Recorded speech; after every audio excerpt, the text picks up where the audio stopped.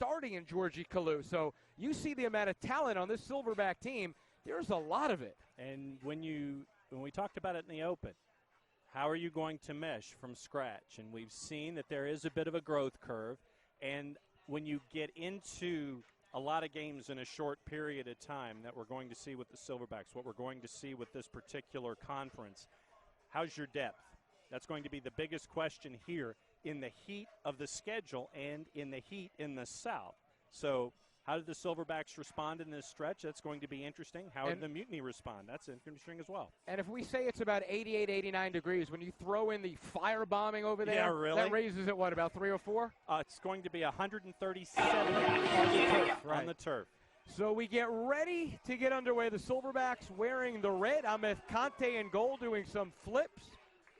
The Mutiny in white.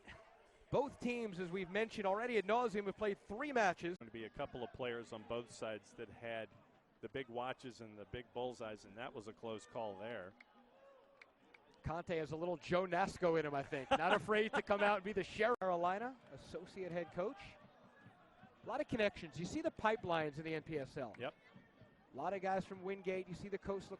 Just taking full advantage of their height, creating that wall, sometimes 4. If they have enough time, they drop another 2. Near misses, a lot of opportunities on just go ahead, wind up and fire. A couple of just missed posts, whether it was by John Ander or Jewell. Yeah, you really see the ability and the danger of that duo. Here's one of the corners. Kante did a very nice job coming out. They had 3 or 4. Now, Resend has turned around, and again, big cross, and Kante gets up.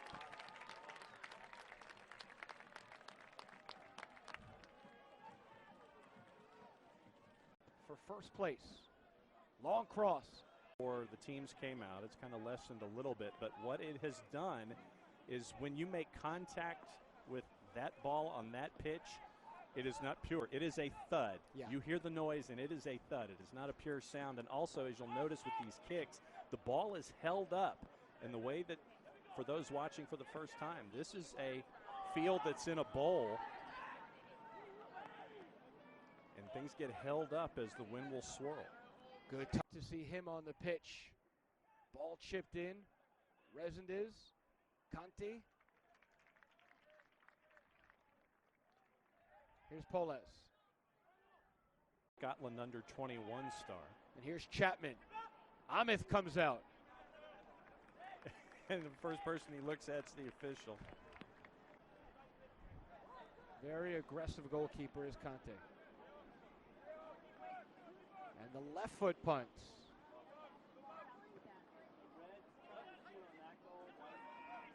Joanning's going to go one-on-one. Little power failure, as we were talking to the coach there, and Paul Krazier, so we apologize for a couple of minutes of being lost, but well done. Thank you to Paul. And John's furiously writing on that. You ain't kidding. So we have all of the Silverbacks are still in. Right. They kept everybody in. We'll see wholesale change. Ameth was running during training sessions. Really worked hard. It's great to see him back. Potential to play for his national team. Still not 100%, so he's going to take these goal kicks with his left foot. Naturally a righty. Chapman. Well won, though. Pedro plays it wide. Tiago. You see it's a tough touch. A little bit of wind, a little bit of wetness. And Lancena goes back to Ameth. That's going to be danger.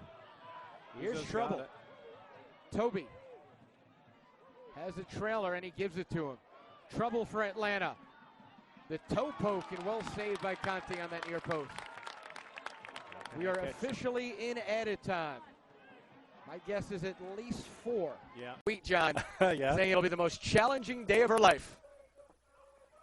Oh, and here's a chance for Carolina. And Kante on top of that. I mean, you think about the...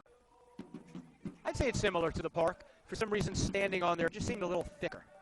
A little more plodding.